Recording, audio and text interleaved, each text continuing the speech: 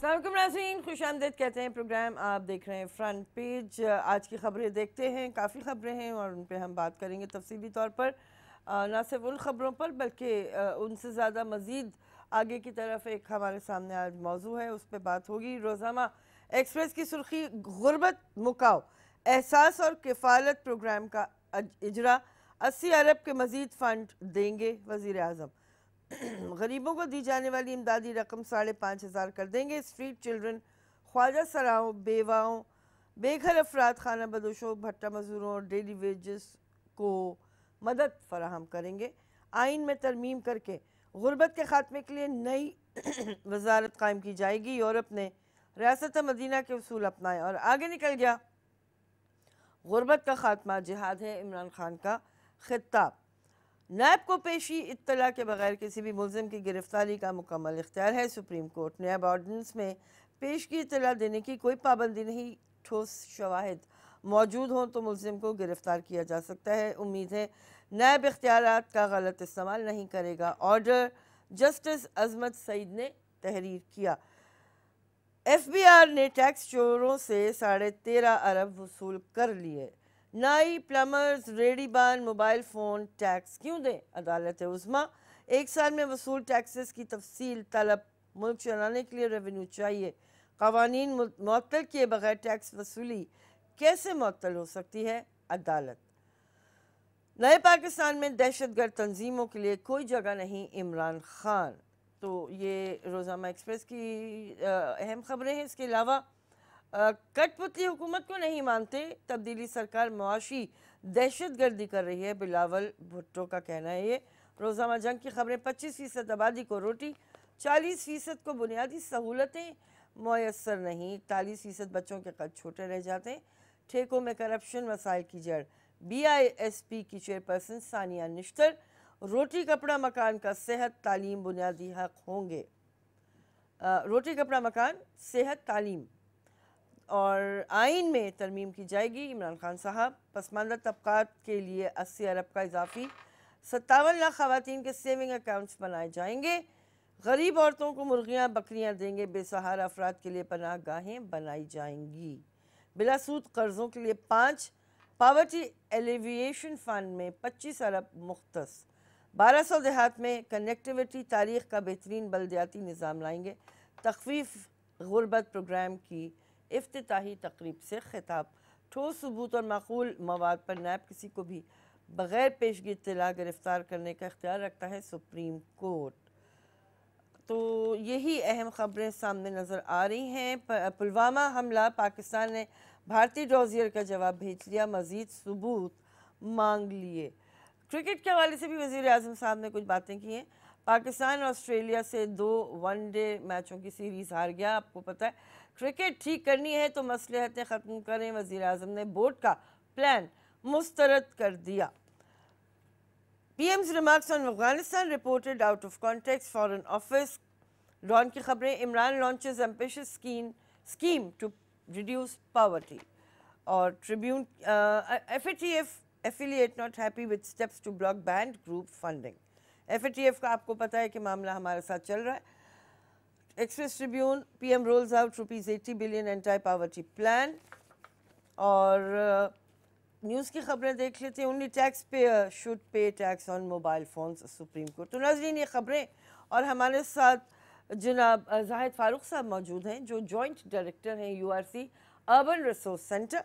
इनसे हम आज बात करेंगे। वज़ीर आज़म साहब ने वाकई डॉन के मुताबिक बड़ा एम्बिशियस प्लान तो दिया है, लेकिन दूसरी जानिब हम देख रहे हैं कि महंगाई में भी बतदरीज इजाफा होता चला जा रहा है। गैस की, बिजली की निर्खों पे बात होती रहती है रोज़ाना। उसके अलावा दीगर और मौशी मसाइल का सामना हमारे अवाम को। फिर बहुत ऐसी मुहिमात का आगाज़ पूरे मुल्क में किया गया था सुप्रीम कोर्ट के अहकामात के बाद कि जहाँ पर तजावुज़ात के नाम पे बहुत सी तोड़फोड़ हुई है। वो किस हद तक कानूनी थी, किस हद तक उसमें ज़्यादती हुई है, इस पर भी बात होगी। तो प्रोग्राम का बाकायदा आगाज़ करते हुए जाहिद साहब को खुश आमदीद कहते हैं। आज का मौजू इंसदाद तजावुज़ात मुहिम, बुलंद इमारतें, खिलाफ ज़ाब्ता तामीरात, और जो 63 टाउन वाला मामला चल रहा है करप्शन के और दीगर मामलात होते हैं हाउसिंग स्कीम्स में, उस पर भी थोड़ी बहुत बात कर लेंगे अगर टाइम बचा तो। अस्सलाम वालेकुम जाहिद साहब। वालेकुम अस्सलाम। जाहिद साहब, आपके सामने ये ज़ाहिर है, आप जानते हैं, मुझसे बेहतर जानते हैं, आपका तो मौजू भी यही है, मजमून भी यही है, काम भी यही है। तो ये गुर्बत मिटाओ प्रोग्राम, वैसे तो हर हुकूमत के पास कोई ना कोई एजेंडा होता है, लेकिन उस एजेंडे पे अमल दरामद भी बड़ा ज़रा कमी नज़र आता है। वो मेगा प्रोजेक्ट्स की तरफ तो जाती हैं हुकूमतें, छोटे छोटे प्रोजेक्ट्स इग्नोर हो जाते हैं। थोड़ी सी तो पहले आप इस पे बात कीजिए और फिर हम अपने असल मौजू की तरफ आते हैं। देखिए, गुर्बत कभी ग्रांट देने से ख़त्म नहीं होती। ग्रांट वक्ती तौर पे होती है और वो जैसे आती है वैसे ही चली जाती है। सही आप लोगों को स्किल दें, लोगों को कारोबार करने के मौके दें, उनके लिए कुछ ऐसी ज़राए ढूंढें कि लोग कारोबार करें, लोग अर्निंग करें, जो कि उनकी कंटिन्यू अर्निंग हो, तो गुर्बत ख़त्म हो जाएगी। गुर्बत कम हो जाएगी, गुर्बत ख़त्म हो जाएगी, लेकिन होगी उसी तरह के लोगों को मुस्तकिल रोज़गार के ज़राए मौके मिलें, कारोबार के मौके मिलें, उनको सहूलियात मिलें और उनको फैसिलिटेट किया जाए, तो गुर्बत ख़त्म होगी। ये तो वन टाइम ग्रांट है, वो जैसे आती है वैसे ख़त्म हो जाती है। दूसरी जानब हम अब IMF से कर्ज़ों की बात कर रहे हैं और दीगर मुल्कों से हमने कर्ज़े लिए हैं, फिर हम PSDP में कट लगा देते हैं और ऐसी स्कीम्स हम ले आते हैं। ये उन्हीं की फरमाइश पे कट लगाया जाता है। हाँ। देखें, हमारा झुकाव जो था CPEC के ज़रिए चाइना की तरफ बढ़ गया था और उससे पहले हमेशा हम IMF से, वर्ल्ड बैंक से, एशियन डेवलपमेंट बैंक से लोन लेते रहे हैं। अब या तो हम उनको फारिग करें, उनके सारे पैसे वापस कर दें, तो हम नए दोस्त की तरफ बढ़ जाएं। जब हम उसकी तरफ जा रहे थे तो उन्होंने ज़ाहिर ला महला पहले वाला बनिया साहूकार ये कहता है कि मेरे दो तो दूसरी तरफ जाओ, वरना मुझसे ही और लो और मुझे ही फ़ायदा देते रहो, और वो किसी भी सूरत में देते हैं। ये जो बड़े बड़े प्रोजेक्ट्स के लिए देते हैं, ये इंटरेस्ट रेट जो होता है वो अपनी उनकी पसंद का होता है। सही कह रहे हैं। अच्छा, चले अब ज़रा आते हैं तजावुज़ात की मुहिम की बात कर लेते हैं। पूरे मुल्क में ही चली, जिस तरह चली सबके सामने आया।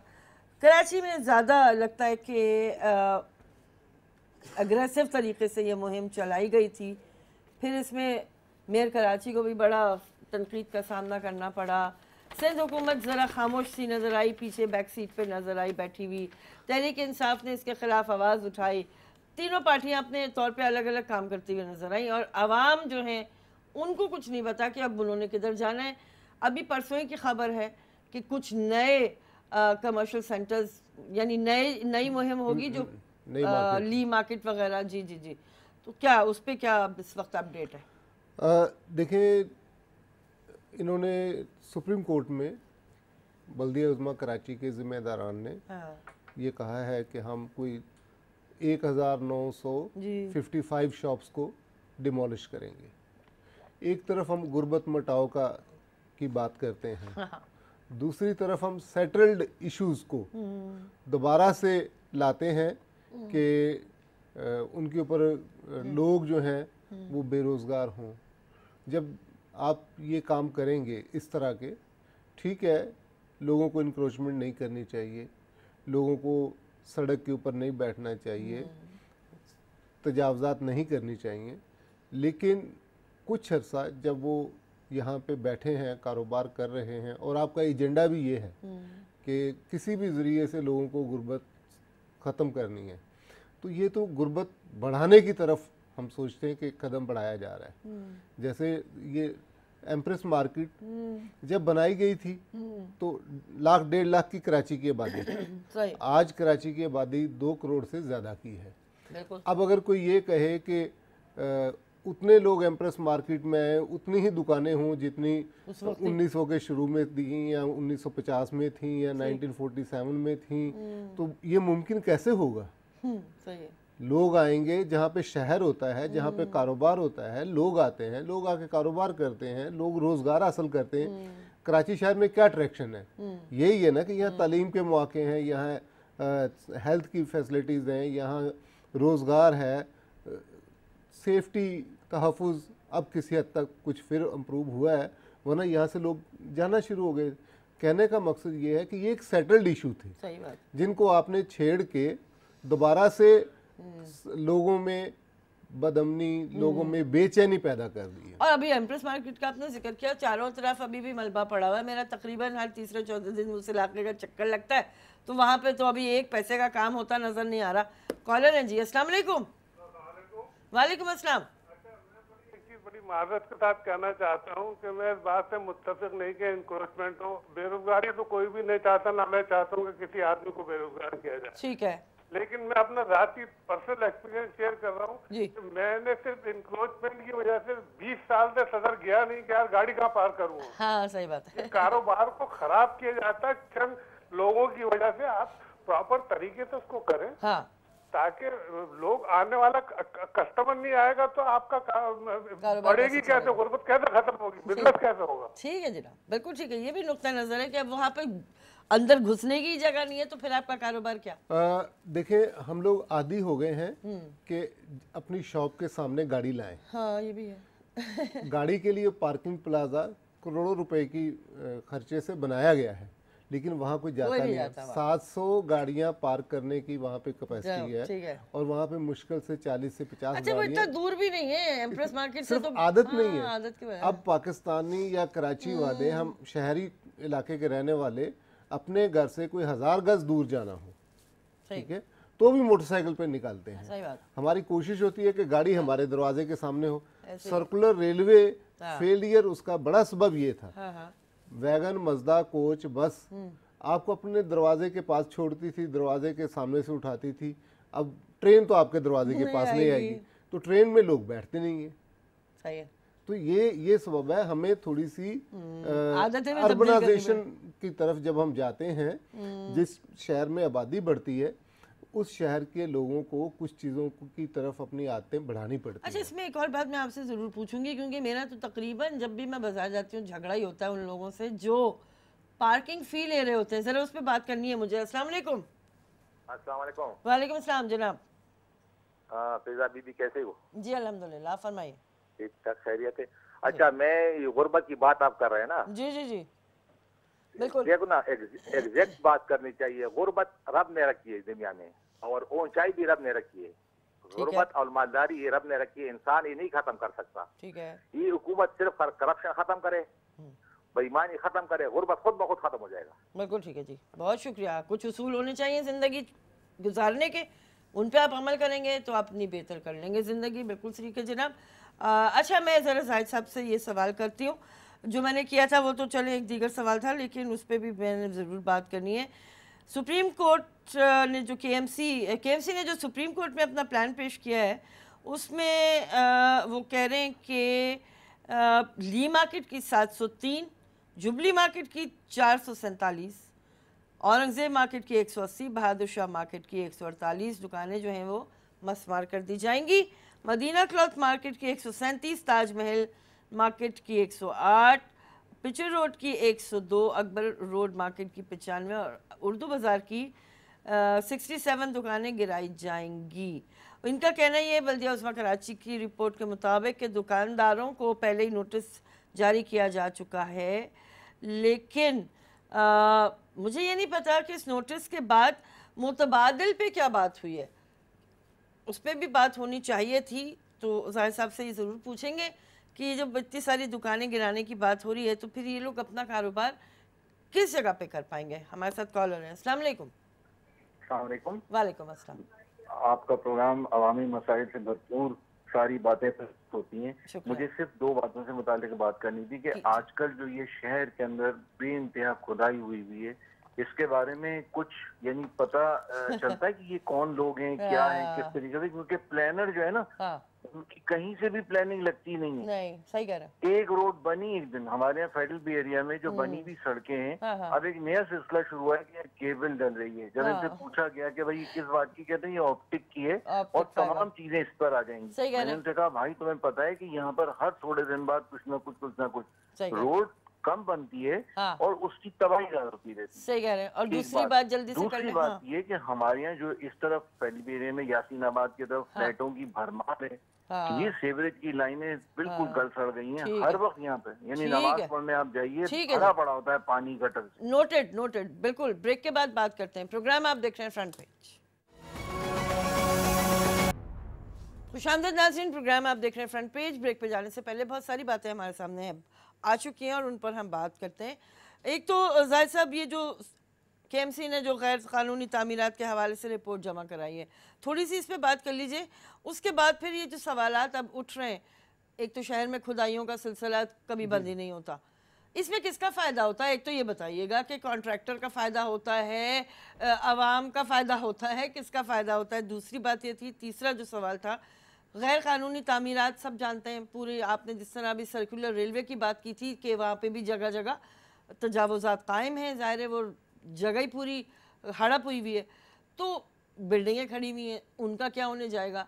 दूसरी बात, मेरा अहम सवाल ये था कि जो बिल्डर्स जिन पर हम इल्ज़ाम लगाते हैं, यकीनन वो ज़िम्मेदार भी हैं। एक तो कि वहाँ पे जो तामीराती रूल्स एंड रेगुलेशंस हैं उनको फॉलो नहीं किया जाता। दूसरी जानिब हमने ये भी देखा है कि पाकिस्तान में इस वक्त जो सबसे बड़े बिल्डर या अर्बन डेवलपर उन्हें कह लें या टाउन प्लानर उन्हें कह लें, मलिक रियाज साहब की बात करूँगी, उन्हें तो बेहतरीन तरीके से रिलीफ मिल गई ना। अच्छा, पैसा जीत गया, जितने भी पैसे उनसे लेने वो लेते रहेंगे, आप जब तक दिल चाहेगा लेते रहेंगे, उनका दिल चाहेगा वो देते रहेंगे। दूसरी जानिब जो आम बिल्डर्स हैं उनकी भी बड़ी शिकायत हैं, वो कहते हैं हमें तो काम करने के मौके मिलते ही नहीं हैं। तो ये सारी बातें आप किस तरह करेंगे? देखें, जो आपने फ़ायदे की खुदाई की बात की, इसमें जो बड़ा फ़ायदा होता है वो ब्यूरोक्रेसी को होता है। अच्छा, बार बार मंसूबे बनते हैं। अभी ये लॉन्ग लाइफ के तहत बनाया गया था निश्चर रोड, 30 साल कम से कम चलना चाहिए था इसको, कि लसबेला से ये जो गार्डन की तरफ जाता है, लेकिन अभी तो 15 साल भी नहीं हुए इसको, वो टूट फूट गया। ठीक है, यूनिवर्सिटी रोड अभी पिछले साल कंप्लीट हुई है, पिछले साल बना है, फिर दोबारा आप रेड लाइन के लिए उसको खोदेंगे। देखिए, इसमें एक तो ब्यूरोक्रेसी का फ़ायदा होता है, दूसरा प्लानर्स का फ़ायदा होता है, तीसरा सियासतदानों का फ़ायदा होता है, लोकल सियासतदानों का फ़ायदा होता है। ठीक है, उनका काम, लोग नज़र आते हैं कि जी काम हो रहा है, भले वो एक सड़क पे 4 दफ़ा लाइन डालेंगे, लोग उनको हार पहनाएंगे, आखिर में जाके कहीं थोड़ा बहुत आवाम का भी फ़ायदा हो जाता है कि सड़क अगर बन गई, यूनिवर्सिटी सड़क बन गई, तो चलो साल, 1.5 साल, 2 साल लोगों ने उसके ऊपर कुछ बेहतर सूरत हाल में सफ़र कर लिया। ठीक है, लेकिन ज़्यादा फ़ायदा जो है वो उन्हीं महकमों के लोगों को होता है, एहलकारों को होता है, जो महकमे ज़िम्मेदार हैं इस शहर की तरक्की के लिए, इस शहर में काम करने के लिए, इस शहर में शहरियों को सहूलियात फराम करने के लिए। वही लोग जो हैं वो ज़्यादा फ़ायदा जो है वो लेते हैं। ठीक है। और इसमें जहाँ तक आपने अभी बात की कराची के एक बड़े बिल्डर की, पाकिस्तान के एक बड़े बिल्डर की, देखिए वहाँ पे जो लोग रहते थे वो सदियों से रहते थे। हाँ, गडाब टाउन में, मलीर में एग्रीकल्चर लैंड थी, वहाँ पे गोठें थी, वहाँ लोग रहते थे, उनको ताकत के ज़रिए बेदखल किया गया। आपने फ्रंट पे ज़मीन ली, बैक पे आपने बढ़ता गया, लोग आगे को बढ़ते हैं, ये पीछे की तरफ बढ़े, सही बात, और बढ़ते ही चले गए। अब उसमें भी लोकल जो इंतज़ामिया थी, पुलिस, कमिश्नर ऑफिस और फिर सियासतदान, वो सब के सब उसके पीछे खड़े थे। सही है। जो भी इन महकमों से रिटायर होता है, जो शहर में तरक्की के जिम्मेदार हैं, वो उनके यहाँ जाके जॉब करते कर लेता है। ठीक बात। तो वो पैसा ही जीत रहा है अभी तक। और अभी कोर्ट में जब लोग गए, हाँ, तो देखें लोगों को किस रेट पे कंपनसेट किया गया। बिल्कुल। क्या ये जो पैसा हाँ, देगा ये बिल्डर, ये इसमें से कुछ हिस्सा उन मुतासरीन को मिलेगा? अब इमरान खान साहब जो हमारे पीएम हैं, वो फरमाते हैं कि एग्रीकल्चर लैंड में कोई अब डेवलपमेंट ऐसी नहीं होगी कि वो ख़त्म हो। लेकिन बुनियादी तौर पे तो कराची के लिए मलीर जो है, जी बिल्कुल, ये सब्जियां फराम करता था, फ्रूट फराम करता था, लोग वहाँ पे पिकनिक के लिए जाया करते थे। तो ये चीज़ें ख़त्म हो गई। सही है। अब ये जो गवर्नमेंट को पैसे मिल रहे हैं, फेडरल गवर्नमेंट को वो भी मिलेंगे। हाँ। जमीन तो मलीर की है, पैसा फेडरल गवर्नमेंट को मिलेगा, चले ठीक है, लेकिन उसमें से कराची के शेयर होना चाहिए। 7 साल बाद मिलेगा, 7 साल में मुख्तलिफ मराहिल में मिलेगा। तो देखिए वो उसी से कमाएगा, उसी में से वापस लेगा, ठीक है। तो मैं ये नहीं कहता कि जी वहाँ जो लोग बैठे हैं उसमें अवाम का कसूर नहीं होता, उसमें वो इदारे फैसिलिटेट जो कर रहे होते हैं उनसे पूछना चाहिए। अच्छा, तो जो बिल्डर्स की हम बात कर रहे हैं तो उनकी भी शिकायतें बजा हैं या नहीं है कि उनके? नहीं, देखिए उनकी शिकायतें बजा होंगी, ठीक है, लेकिन अब आप फ्लैट, हाई रेज फ्लैट बनाते हैं, 14 मंजिल तक जो बनती है फ्लैट उसका EIA होता है, ऊपर 14 मंजिल से ऊपर, ठीक है, यानी 20 मंजिल, 25 मंजिल, 30 मंजिल अगर आप कोई बिल्डिंग बनाते हैं उसका EIA होता है। 14 मंजिल से नीचे अगर है तो उसका EIA नहीं होता है। बुनियादी तौर पे आप जेल चुरंगी का जो फ्लाई ओवर वहां से खड़े होकर शिदे मिल्लत की तरफ देखें तो आपको लगेगा ही हम दुबई में खड़े हैं, ठीक है। सही है। आप नॉर्थ नाज़िमाबाद में जो हैदरी वाली सड़क है उस पे सफर करके देखें, फ्लैट ही फ्लैट नजर आएंगे और खाली, 90% उनमें खाली है। अच्छा, लोग अपने पैसे को उस तरफ इन्वेस्ट करके ब्लैक मनी को वाइट मनी में वो तकसीम करते हैं, ठीक है। लेकिन बुनियादी तौर पे ये देखा जाए कि वहाँ पे क्या लोगों को पार्किंग की सहूलत है, वहाँ पे करीब में उनके लिए कोई कम्युनिटी सेंटर है, क्या वहाँ पे करीब में कोई हॉस्पिटल है, उस बिल्डिंग की जो रिक्वायरमेंट है। जब भी हम EIA में जाते हैं कहते हैं कि जी उनका पानी अपना होगा, उनका सॉलिड वेस्ट का सिस्टम अपना होगा, उनकी वो बिजली जनरेट करने का सिस्टम अपना होगा। ये सारी चीज़ें अगर आपकी अपनी है, पार्किंग उनकी अपनी होगी, तो ये जो सड़कों पे बिल्डिंग्स के बाहर इतनी ज़्यादा पार्किंग होती है, गाड़ियाँ होती हैं, ये कहाँ से आती हैं? दूसरा ये अभी आपने बिल्डिंग्स का क्योंकि जिक्र किया और हमारे कॉलेज जैसे कह रहे थे कि जिस इलाके की बात कर रहे थे कि वहाँ पर वो पूरा गटर सिस्टम ही बैठ गया है, जाहिर है। एक तो ये बात थी, दूसरी बात कॉलर भी उनको इंतज़ार करें। अभी हमने 2-3 दिन पहले देखा एक इमारत में आग लगती है, जी। उसमें नौजवानों की जानें जाती हैं, बहुत सारे लोग ज़ख्मी होते हैं, तो ये भी तो वायलेशन हुई है ना कि वहाँ पे उसमें आबो हवा के लिए एग्ज़िट भी नहीं था और खिड़कियाँ भी गालिबन नहीं थी प्रॉपर तरीके से। कॉलर हैं जी, अस्सलाम वालेकुम। वालेकुम अस्सलाम जनाब।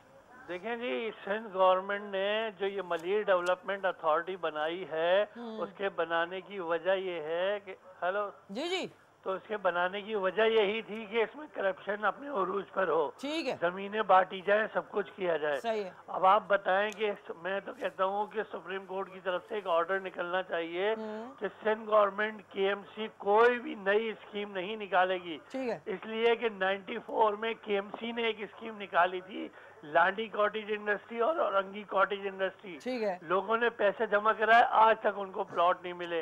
इसी तरह सिंध गवर्नमेंट ने स्कीम निकाली हॉक्स बे स्कीम, हाँ बिल्कुल, हॉक्स बे में आज तक लोगों को प्लॉट नहीं मिले, ठीक है। इसी तरह सिंध गवर्नमेंट एम्प्लॉइज एसोसिएशन उसके प्लॉट है वो आज तक नहीं मिले, 20-20, 25-25 साल लोग इंतजार करते हैं, ठीक है। अभी इन्होंने 63 टाइम स्कीम निकाली है, उसमें पैसे जमा करना शुरू कर दिए, करोड़ों रुपया, अरबों रुपया सिर्फ उस फॉर्म 1000 रुपए ये एक और 2000 रुपए ये अगर रखेंगे तो आप लगाइए 6 लाख एप्लीकेशनें जमा हो चुकी हैं। ठीक है जनाब, बहुत शुक्रिया, बिल्कुल ठीक है जी, ये सारे मामलात भी हैं।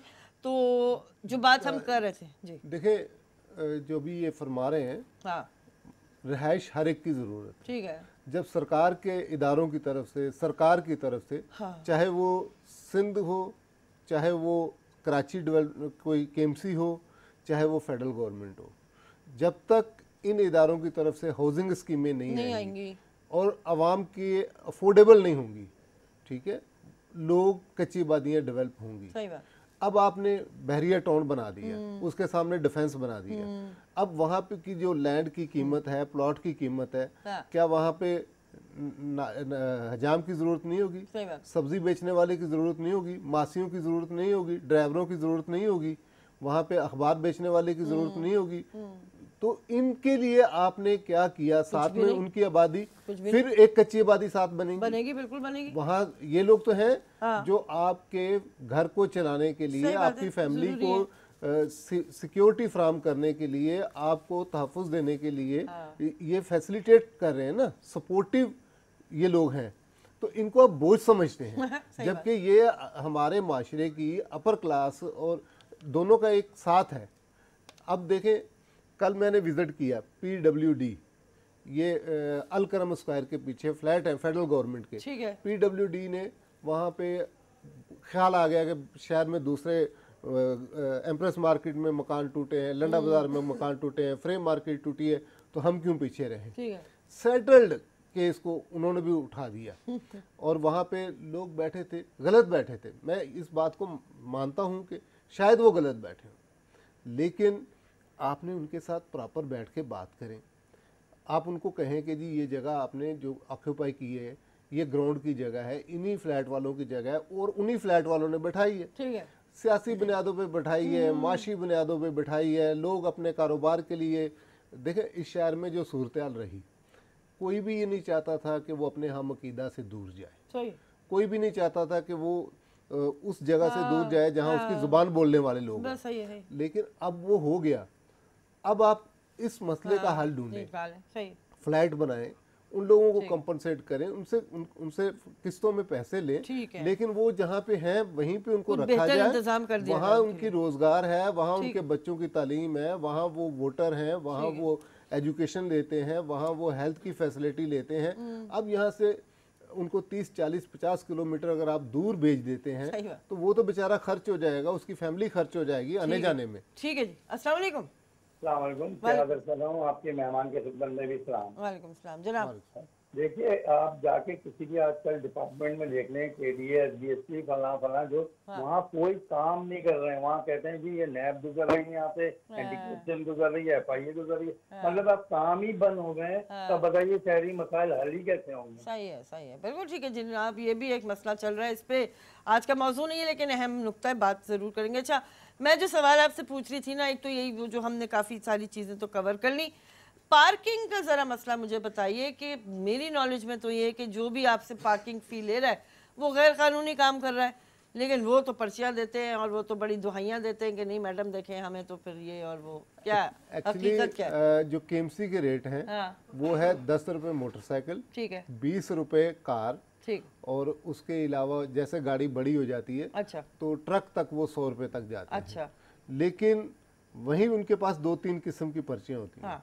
ठीक है, हम कभी भी कहीं जाते हैं, जब हम ऐसे जाके खड़े होते हैं तो वो हमें 30-40 रुपये वाली 50 रुपये वाली टिकट देता है कि आप गाड़ी लेके आए। जब हम उनको बताते हैं कि हमें पता है कि 20 रुपये कार पार्किंग है तो वो कहता है चलो ठीक है आप 20 दे दें। अच्छा, ये भी बताइएगा कैंटोनमेंट बोर्ड्स के उसमें भी ये पार्किंग वाला सिलसिला चार्ज पैकेट, हालांकि कोर्ट ने तो मेरे ख्याल में कई दफ़ा कहा है कि सब कुछ गैर कानूनी है, तो ये क्या वाकई ऐसा है? ये हाई कोर्ट के सामने जहाँ लोग इंसाफ लेने के लिए आते हैं, पार्किंग का रेट क्या है। अच्छा, 100 रुपये, 150 रुपये, 200 रुपये आपसे वो लेंगे। अच्छा, चाबी ले लेंगे। इसी तरह कराची प्रेस क्लब के बाहर कोई पर्ची नहीं, यहाँ कोई पर्ची नहीं, ये सब प्राइवेट माफिया है और ये खुद ब खुद ही आ गए हैं। नहीं। अच्छा, इनको अगर आप उनको पैसे नहीं देंगे, आप अपनी गाड़ी पार्क करके चले गए तो वापसी में आपकी गाड़ी वहाँ नहीं होगी।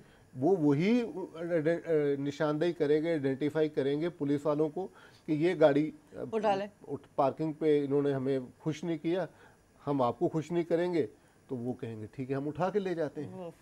तो ये एक चेन है, उसमें मकामी, फिर मैं कहूँगा मकामी तौर पे जो बासर रसूल लोग हैं वो, पुलिस, और वो जो गाड़ी साफ करने के चक्कर में कपड़ा कंधे पे डाल के छोटी सी बाल्टी रख के बैठा है, वो एजेंट का रोल प्ले करता है। एम्प्रेस मार्केट के बाहर तो हर वक्त ये काम होता था बड़े मुनज़्ज़म तरीके से।